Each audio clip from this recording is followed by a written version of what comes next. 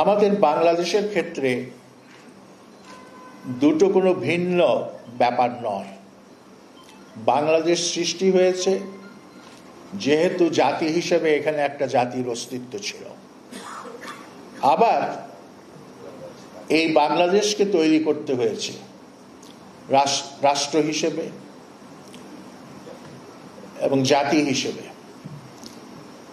এই যে state creates দি nation, এই পর্বে জিয়াউর রহমান বিশাল ভূমিকা রেখেছিলেন এবং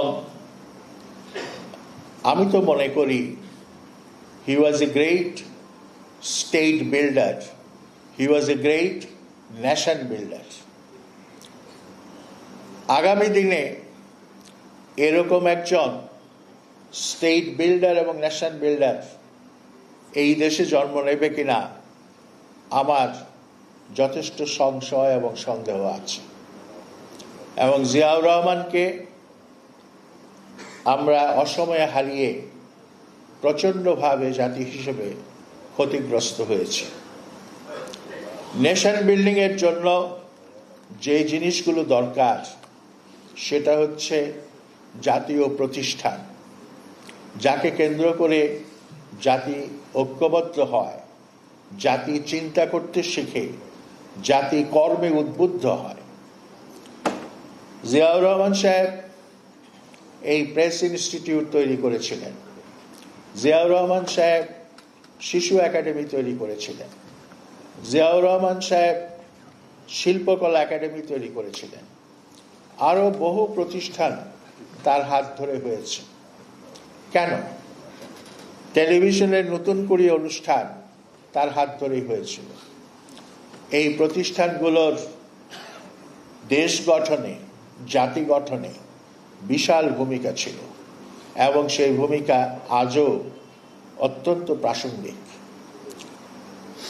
সমস্যাটা সেখানে হয় যখন আমরা জাতীয় প্রতিষ্ঠানগুলোকে ব্যক্তিক প্রতিষ্ঠানে পরিণত করি, দলীয় প্রতিষ্ঠানে পরিণত করি, তখন সেটা জাতি গঠনের চাইতে জাতি ধ্বংসের কাজে বেশি ব্যবহার হয়।